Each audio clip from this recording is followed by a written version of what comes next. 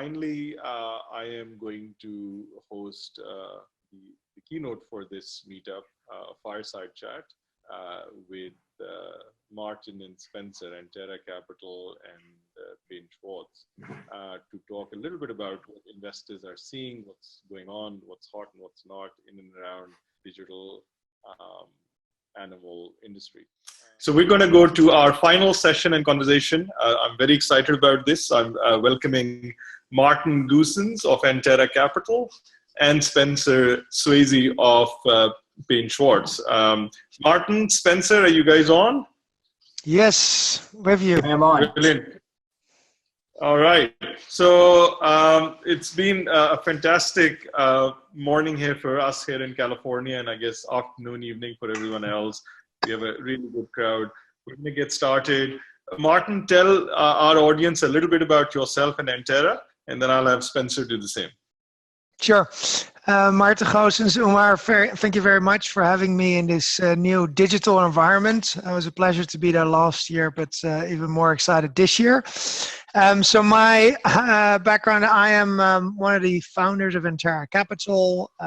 Terra was set up about 7 years ago, and our focus is on having a global impact on health and nutrition across plants, animals, and humans.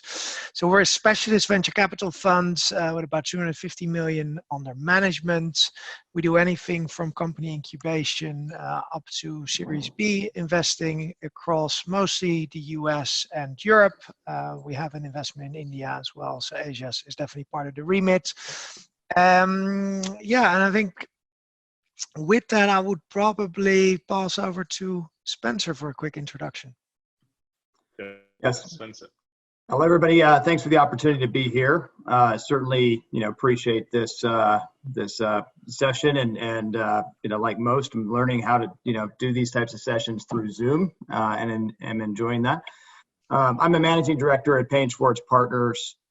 Joined the firm a little over 3 years ago to help launch and lead our growth equity investment strategy, and now operate across both growth equity and buyout strategy. Payne Schwartz Partners is a food and agribusiness sector focused investment firm focused on sustainable food and agribusiness investment opportunities. We currently raised our 5th fund. It's a $1.4 billion fund. Approximately 20% of that will be targeted towards growth investments. The other remaining 80% towards buyout investments. We have a very flexible mandate in how we actually structure and work alongside entrepreneurs and founders and owners of businesses. Very much like Martin, our focus areas are improving productivity, supply chain efficiency, and health and wellness. We invest in the OECD headquartered businesses, so that primarily consists of North America, Europe, and Australia, New Zealand. That's been where we've historically invested and operated. I also lead our animal health and nutrition investment strategy within the firm, and looking forward to having conversations with everybody on the line.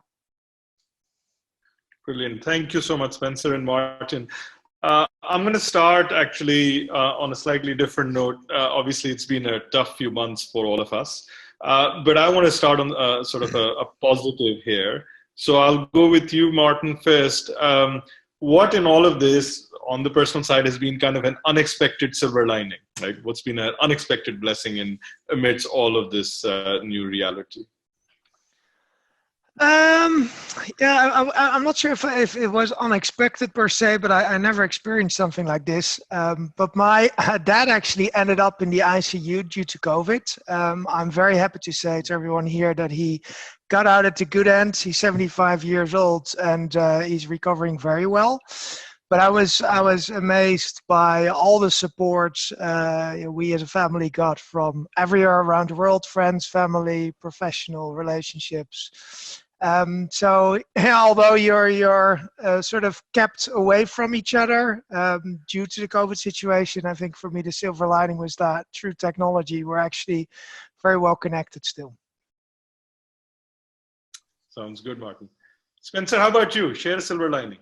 Yeah, so look, I think on a personal note, for me, I historically travel about 80% of the time, and so I'm, virtually, at home on the weekends and on Fridays. And so I think for the first time in the past 10 to 15 years, I've been home, I think 9 or 10 weeks in a row now. I've lost count. And so, as a dad with, 3 young children, I think that's been a very positive thing for me to be able to be around. I wouldn't say that I'm working less. I'd say that we're all working more. The Bloomberg article that came out and said, the average person is working an extra 3 hours a day. I felt like, I got the short end of that stick, but it's been a lot of fun being able to at least be home and, at the dinner table, more often than I have been in the past. So that's the glass half full, point on the personal side. I think on the business side, I think one of the positive things we can continue to think about is that, these types of situations and environments, even though this is unprecedented, give you the opportunity to think creatively and out of the box, with new investment strategies, as well as with, existing portfolio companies to see if there's ways to drive more efficiency, new ideas. And that's what we've been spending a lot of time on. I think you can look at it as a positive in that respect. Okay. Fair point. So let's talk about COVID-19's impact on investing. And I'll start with you, Martin. How do you think this pandemic has impacted early stage investing, particularly in the animal health space? I'll start with some more general comments in VC, which obviously also relate to early stage investing in animal health. I think one thing is that we have now seen that there's a drop in venture capital investing of about 25%. Compared to how we were last year and where things were going back in, say, Jan, Feb. So, I guess that is an indication that the markets are focused more on their own portfolios, right? Which is a logical thing. So capital reallocation is on everyone's minds. But now you also clearly see that in that drop. I think the other issue that I see for startups is, although I like the interactions here via video, before you invest, you tend to want to meet a team in person. And so, we don't really know when the situation is going to end and when you can visit people. I think a lot of deals were still closed that were sort of at the end of the process where people had already met each other. But at the moment, I think new conversations, new opportunities are more difficult to close. I think specific to the area of animal health, I would say there are areas that have seen a boom or an increased interest. So one category, which is not on the digital side, but clearly on the animal health side, is vaccines. Vaccines were always a bit disregarded and seen as an uninteresting asset class. I think that vision has changed, more broadly in human health, but with the One Health concept, clearly people will think about animal health as well. And then the other area, which is in the digital context, is the offtake of telehealth solutions, where we already saw certain areas of the world move faster than others in accepting the use of these digital tools, either through chat, voice, or video-enabled telehealth consults. And that has now been expedited. I think the FDA about a month ago also came out with a relaxation of the regulation in the US for consultation through telehealth. And this will only be the start for a further boost. So that's a category in and of itself that we're spending more time on. We were already spending time on that, but there's a couple of deals we're actively re-engaging with because you see that they are basically flying like we've seen with e-grocery and other categories. Let me stop there. Sure. And actually, there's a comment from Dean Lairmore from UC Davis that do you think the pandemic will drive more remote monitoring devices in companies, to the point that you were just making? Do you see that though that class of companies in remote monitoring and I guess telehealth and so on getting much more of a boost from the venture capital capitalists? Yeah, so I think the remote monitoring in and of itself will definitely increase. It depends really in which context. I think in a farm animal context, it will always be economically driven. And so if there is a good, strong economical value proposition before or post-COVID, that's going to sell in any case. So I don't think COVID is a driver there per se. But in the companion animal space, I think it is because one, regulation relaxation helps. Secondly, people all of a sudden becoming more comfortable interacting through things like Zoom. I think on the one hand, you have vets that don't like to work with digital tools. I think that has changed due to this environment. So I think people will be more comfortable in the use of these tools. And I think there we will definitely see a COVID effect. Got it. So Spencer, how do you think COVID-19 has impacted sort of more late stage investing generally and then specifically in sort of ag and animal care? Yeah, so look, I think the investment strategy that we have of looking for high quality businesses, continues to remain, persistent and consistent through COVID-19. Certainly as you look later stage to large cap buyouts or buyouts where you need syndicated debt, if those debt capital markets are closed, it's difficult for private equity sponsors to, look at that threshold of, businesses in the same light. So it seems to be moving potentially towards more, equity type deals or, private credit type of, opportunities. Certainly, in addition to that, there are certain sponsors that, we're anticipating or planning on, exiting a business in a certain time frame. Those sponsors may not, be as interested in trying to, sell a business or exit a business during COVID-19. Many, the points that Martin just made make it difficult, right? If you're going to try to do due diligence or go through a auction process, how do you do that in an environment where you don't get to meet the management team, you don't get to tour plants, facilities, do that kind of fundamental due diligence that makes it a challenging environment. That being said, I also think that there's, a lot of ways to be, creative in how you pursue, investment opportunities in this type of environment. We're looking for businesses that are high quality businesses where we can either help them in the event that this type of environment can be a challenge for them in a short-term setting, because we want to be a strategic capital provider to the industry.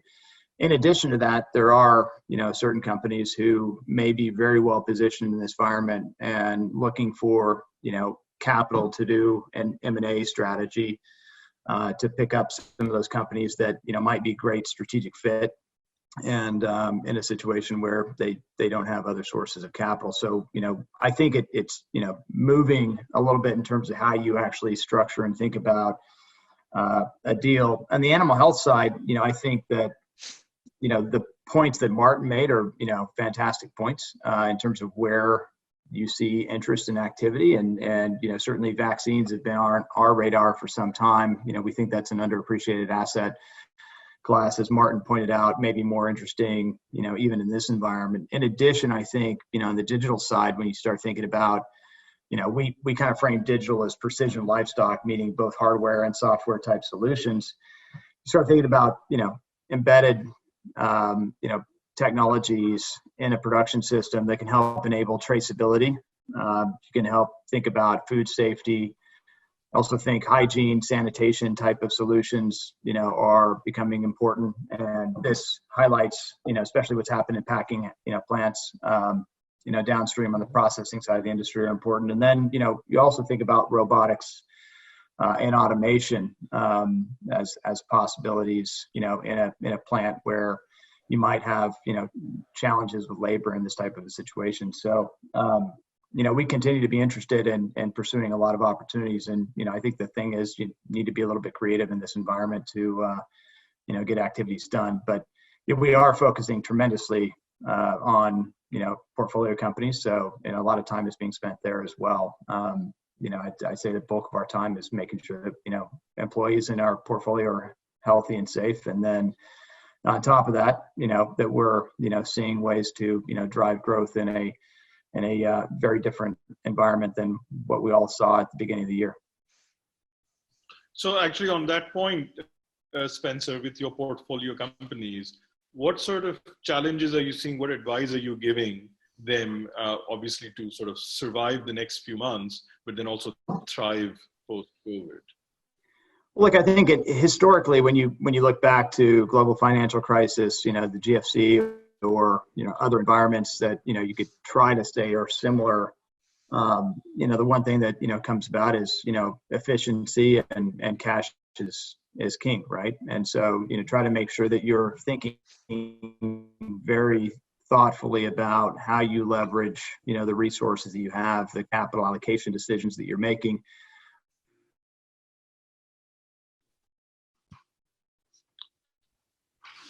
Looks like we may have lost you there, Spencer.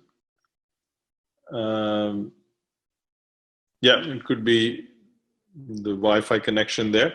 Martin, are you still with us? Yeah. Yes, you can hear, right? I am. Good. Yes. I was actually going to just put that question to you any case. We'll wait Yeah. for Spencer to come back. But for your portfolio companies, right? You've got a bunch of startups. Tell us about them. What are the challenges? What are the defensive and offensive strategies that you're sharing with them? Yeah, so I think one of the key things, just to follow up on Spencer's cash point, is that in the world of venture capital, you go through funding cycles. Some companies you fund for a year, some you fund for 2 years. So one of the key things that we focused on when COVID started to hit, so probably sometime in March, we got together and we went through each and every portfolio company to think, okay, how can we get them on a 12-month runway? Because we don't know how long this is going to take. We're sure as hell not going to go out in the market right now because that's not going to be a sensible decision. And so can we help them ourselves, or can we get through government financing support for our businesses? So that was the main key reaction as of day one. I think we have been lucky with most of our portfolio companies, knock on wood, that they have been active in crucial industries. So we're active in agriculture and animal health. And those categories often were able to still continue to operate. So that was helpful and actually different from other businesses in the venture space, which were seen as less essential, so you will. So it seems we're actually focused on essential industry, so that's a good thing, I think. And then I think the other thing there is that people obviously have to eat, and people care about their pets like their family. So those are key driving factors behind that. In terms of, so what have we been telling our portfolio companies? We've been sharing a lot of best practices. We have had best practices come from contacts in China. So we were really following best practices from Asia to Europe to the US, and making sure that across the Northern Hemisphere where we are involved with different companies, we were sharing those best practices. And then I think in terms of the opportunities, so for us, we have quite a few companies in the area of digital technology where they are selling either products or digital solutions, and often into more antiquated industries such as agriculture, for example. The thing that COVID really pointed out is that without these type of digital platforms, it's very hard to do business. So we've pushed them to really drive their either products or digital services in this period, and think about developing new ones or creating new business opportunities in that context. And follow up on that last point is what is really happening on the M&A side. Are there opportunities out there, cheap assets that we can pick up, companies that we always like but were too expensive? So that's the other strategic thing that we are thinking about. Got it. Okay, good.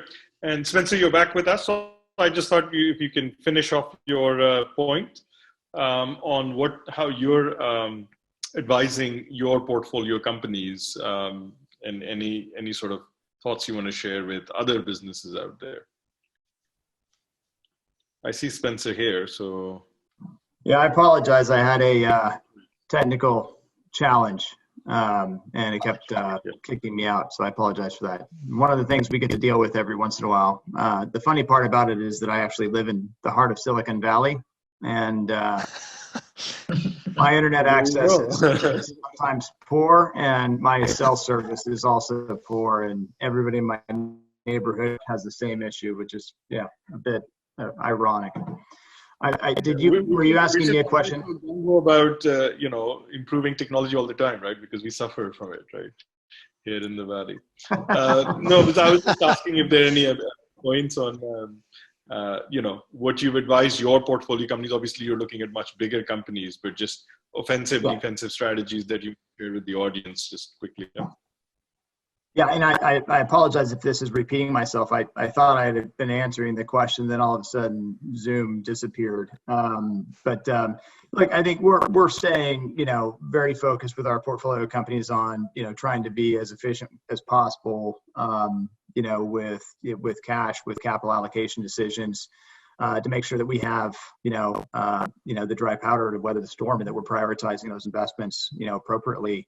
The first and foremost, key strategy we're focusing on with our portfolio companies, making sure that employees are safe and healthy, and that's critical, because those human resources are the most important asset of any company out there. And when we look back at GFC and other situations that could be in parallel or compared to this situation, you want to make sure that you are making sure you're driving cash flow. And free cash flow is very important in this type of environment, and trying to make sure you weather the storm. So we're spending a lot of time looking at different scenarios on a forward horizon basis to see what could happen in various different economic environments. Forecasting has been a big part of our work stream, and really understanding what we need to do to make sure that we come through very well, and that our companies still perform and can hit a really nice growth trajectory when we come out of this pandemic scenario. Well, as we get questions and comments from the audience, I want to pose to both of you, since you are the prophetic experts and sort of all-seeing investors, what do you see in terms of life after COVID? What's your view of, for the industry, what comes next? Let's go past 2020 and let's look at 2021, 2022. How do you see the industry changing and adapting through all of this? We'll start with you, Martin. Sure. Yeah, so one thing that I found quite interesting to read the other day is that economic recovery in these pandemics tend to show like a V-shaped recovery. So it can be a very drastic drop, but it can also be a very drastic up again, as opposed to some of the financial crises that we've seen, or the dot-com bubble. So I think that's one piece where I think we will be on the rebound, and markets will go up, and the venture ecosystem will go up. Having said that, it's not going to happen so quickly. I think we will still see the results of COVID over the next 6, maybe 12 months. With that, I expect that a lot of the bad companies will actually disappear, which is a good thing. So it will help in my job that I have to filter through less companies at the end of this. And the good thing is that I do think there's still a lot of venture capital available, and I think Spencer can echo that there's probably more broadly enough private equity available. So I think good assets will find the finance from the private markets. Beyond the financing, I think the other thing is that on the food side, I think we will see fundamental changes in our food system, either through the adoption of technology. I think Spencer stressed this earlier in terms of food safety, food security. The other question is around, are we going to see shorter supply chains because people want to make sure that they can actually take care of their own people, and what is that going to do to global trade? And then I think the other shift I'm interested to see is the alternative protein trend going to be accelerated, slow down, or what's going to happen there, and what's going to be the impact on the overall foods system? So that's it for me for now. Got it, Martin. Spencer, your thoughts on what the next couple of years hold for the industry? Look, I think Martin made, some fantastic points, whether this is a V-shaped recovery or a U-shaped recovery, and, depending on timing and trajectory, I still believe that, very high quality businesses will find, their way and find financing. I think that, and this is kind of in addition to the comments that Martin made, there could be additional consolidation that occurs, more rapidly. And, that comes from, people potentially playing more offense in this type of environment, if they're well capitalized or well suited to do so. The big thing that I think you will see is that, there will be some dry powder on the sidelines until people can understand and see, visible improvements. But there is plenty of dry powder in, private equity, just like there is in the venture market. I think that, the timing and sequencing of how it all unfolds in terms of deployment of capital into new investments, might slow. But if you're creative about it and you're an entrepreneur and you have a great business, I think there's still, ways to find your way to, opportunities. I do think it's harder, though, if you're just now raising capital and you haven't ever met, with, the firm in person to get something done, right? But if there are already existing relationships, that can certainly happen. I think from an animal health perspective, I couldn't agree more with what Martin said. I think there's going to be a great recovery. We need protein. We need, to be able to, take care of our pets, and, that will persist through time. There may be some slowdown in, the amount of protein based on, recessionary impact, as we're all seeing, or even, supply chain impact. But, there could be a, I think very good recovery as people get more comfort, with, how this all, shakes out. I do think, I think I mentioned earlier, I wasn't sure if I got cut off at this point in time, but I'd mentioned, and Martin just highlighted it, food safety, sanitation, hygiene. I think there will be more opportunities for digital solutions, especially if they can show traceability and, give outcomes to both the consumer to understand, where their food's coming from, but also for producers to more efficiently run operations and see productivity gains, because if we are in an environment where there's less protein demand, less protein being consumed because of an economic recession, those tools and technologies that can continue to drive productivity and efficiency within an operation, become more apparently valuable or inherently valuable. So there could be some adoption to that.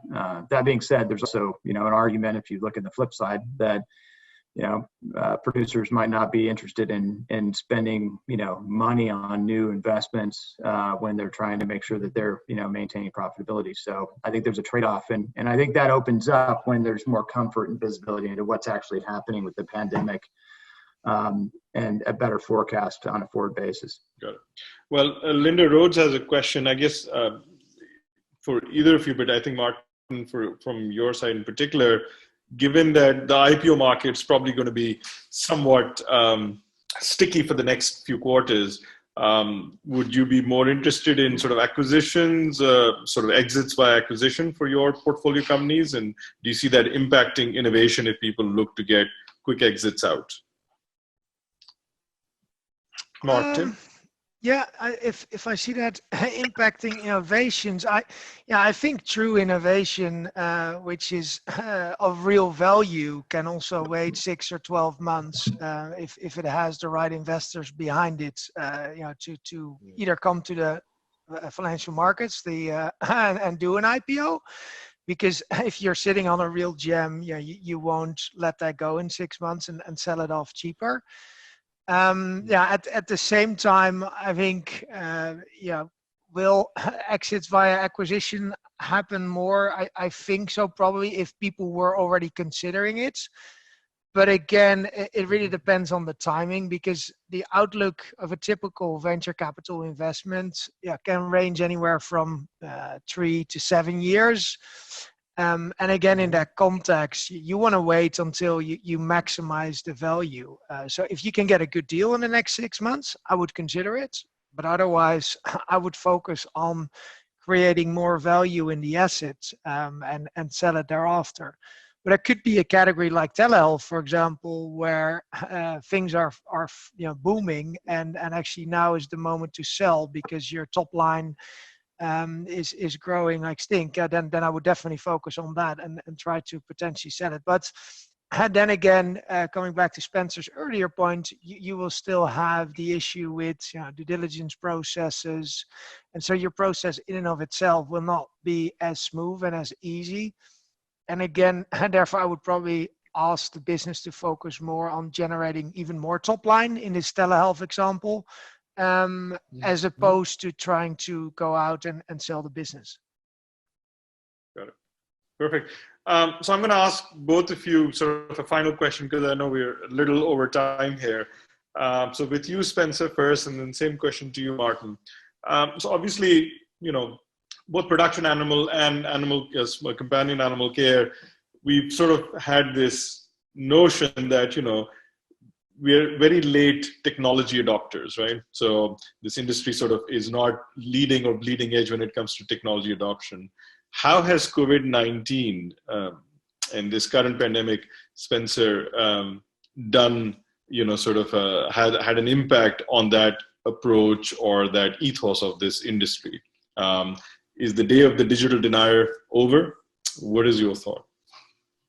Look, I certainly don't think it's over. I think from my previous comments, I think that, if you have a solution that is going to be valuable for, a producer, that they will, especially coming out of COVID, that, can help them from a digital perspective, really understand traceability and productivity in the supply chain. I think this could actually accelerate it, especially if you can say, look, we've made the operation more efficient. We've shortened the supply chain. We've improved consumer knowledge on safety and welfare. I think that what I have been amazed at is the producer in animal health in general is a slower adopter than what you see in some of the other industries we're in. But I think that they are starting to be more interested in technology. You can just see by some of the leaders starting to show up at these conferences and really look into the impact of digital business. So I think it may take some time because people are actually, trying to figure out what's happening with their business today in this environment. But coming out of this, I think that, the adoption will accelerate. That's, just my guess. I'm also used to, typical question when we work on panels together of, you get one answer, yes or no, right? And so I think what I would say is yes to accelerate if it was Martin asking me the question. Just to go back to your, Omar, just to go back to your opening statement, I actually think that the farm animal space, for example, in some cases has been ahead of technological innovation compared to other industries. If you take, for example, automatic milking systems, that is an early form of robotics, and everyone is talking about robotics now, but that was already happening 30, 40 years ago. And the other piece there, again, more in a probably dairy context, is the use of sensor technology. A company like Antelic was again built over 30 years or so. So a lot of the knowledge that has been built up in those areas is actually taken into different verticals. And so I wouldn't say that animal health is necessarily a laggard on every front. I think what could delay any acceleration here is really the economical inputs we're going to see, both for private persons in a companion animal health context. If their spend is hit, then automatically that of their pets will be hurt as well. But in the farming context, we've heard horrible stories of farmers dumping hectoliters of milk, lots of eggs, and the stories continue. And I think the main issue there is that if all those farmers are close to bankruptcy, they don't have any penny to spend on technology. And that has been an issue over the past, I guess, 5 years in the US and other regions as well, where farmers just have had a tough time, and it has resulted in a lack of technology adoption. And I am afraid that will continue as a result of COVID, unfortunately. although a lot will tell us that we should adopt technology more so, but then we need to have subsidies or different policies in place or different people driving the adoption of the technology than the farmer in and of itself. Okay. Brilliant. Well, final thoughts from you guys, and Spencer, any final thoughts to leave the audience with as we close out this really very fun virtual meetup? I'll go to you, Spencer, and then to you, Mark. I don't know if Spencer is. Did he drop off again? Is he still? Yeah. He's there. Oh, there he is. There you go. I'm sorry, I dropped twice. Martin was making a great point that in some cases the production industry, is actually very rapidly adopting products. Mine was and I agree with that point in certain categories, absolutely. But then I lost the rest of it, so I'm not sure what other brilliant points. No. So I just wanted. So Martin made sort of a very good points all around. I just wanted to thank both of you and just leave any final thoughts, Spencer, from your side.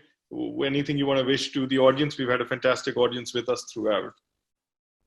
Look, I just hope everybody stays safe and healthy, and I appreciate the opportunity to speak with you all. I would point out that if there's anything that we can do to help or to have conversations around our investment strategy, we're very open. We love the industry. That's all we do is we think about food and agribusiness, and anytime we can talk to people that have ideas, we're very open to it. I think that this industry is fantastic. You have some leading innovators on the the production side. Tyson, Cactus, all of these guys are really thinking thoughtfully about how to implement programs, and then on upstream from that, there's a lot of new tools and technologies that are being developed, and we are very enthusiastic about trying to find ways to partner with entrepreneurs and founders and owners of businesses to help drive success in the industry. So feel free to reach out. Thank you, Spencer. Martin?